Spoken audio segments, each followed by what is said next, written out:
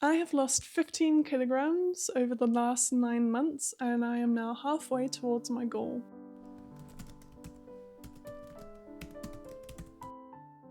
So I've talked a bit about my weight before on this channel, so I'll just give a little summary of my history. Over the last few years, I put on about 30 kilograms, and that's mostly because my mental health was rubbish, and so I was not moving much. I was eating too much, and the food that I was eating wasn't very good for me. Then in April of last year, when I reached my highest weight of around 92 kilograms, I decided I would start losing weight since my mental health was doing better. And now that I am about halfway towards my goal, I thought I would just do a bit of a check-in video. Unfortunately, I didn't take a video or take measurements when I was at my highest weight, but I did when I was just under 90 kilograms. And so we're going to do a little side-by-side comparison of the way I looked then and how I look now. So in May of last year, I was 89.6 kilograms and I am now 78.5 kilograms. For your reference, I am 180 centimeters tall, so a 10 kilograms difference doesn't look as significant on me as it would on somebody who's shorter. However, I can see the difference when I look at myself side by side. I do overall just look slimmer, and this is really specific, but I can really tell that I'm slimmer when I look at the gap between the side of my waist and the inside of my elbow. But because it is hard to see the difference physically, I also took measurements, and I highly recommend you do that as well if you're starting to lose weight. So my waist was 84 centimeters and it is now 79.5 centimeters. My hips were 115 centimeters and are now 108 centimeters. My right thigh was 72.5 centimeters and is now 68 centimeters. My left thigh was 70.5 centimeters and is now 66 centimeters. So I'm quite happy with my progress. It's not the fastest weight loss, but it was a very imperfect weight loss, as you'll see in a minute, so I'm pretty happy with it. So this is what worked for me personally. Number one, and this is the thing that people like the least, is calorie counting. I lost the majority of my weight through calorie counting. Yes, moving and exercising more will help you burn more calories and therefore get into a calorie deficit, but unfortunately, you don't burn as many calories as you would like to via exercise. So the easiest way to get into a calorie deficit is, unfortunately, through diet. It can be a bit overwhelming at first, and so I actually recommend that you don't try limiting your calories straight away, but actually continue eating the way you have been eating, and just start logging your food. Not only will this help you get into the habit of it, it actually helps you see where you're starting from. And if you want to count your calories, you need a food scale. I was shocked when I heard that there are people who count calories without a food scale.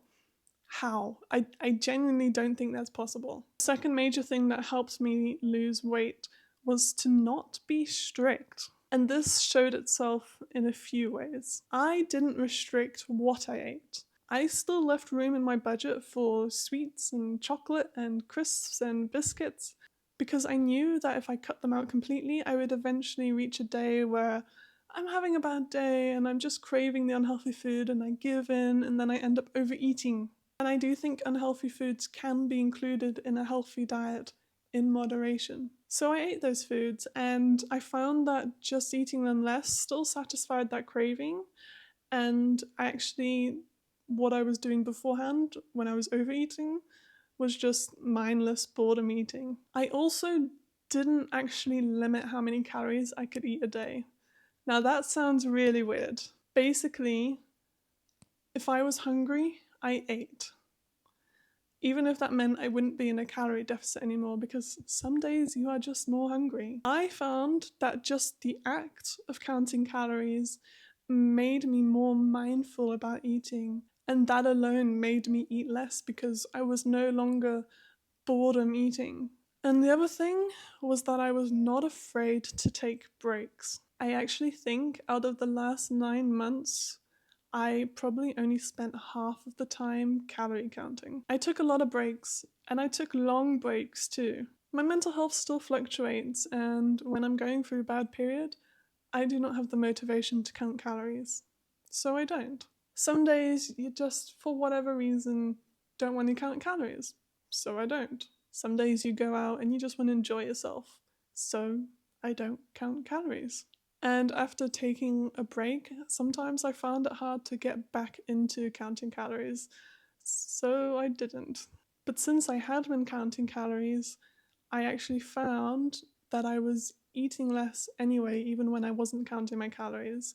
And I had kind of broken the habit of boredom eating and just eating for the sake of it. So even when I wasn't counting calories, my weight was either staying the same or still dropping. When it comes to losing weight, I truly believe that slow and steady wins the race. Weight loss needs to be sustainable, especially because when you finally reach your goal, you need to be able to sustain the weight loss. So, could I have lost the weight faster?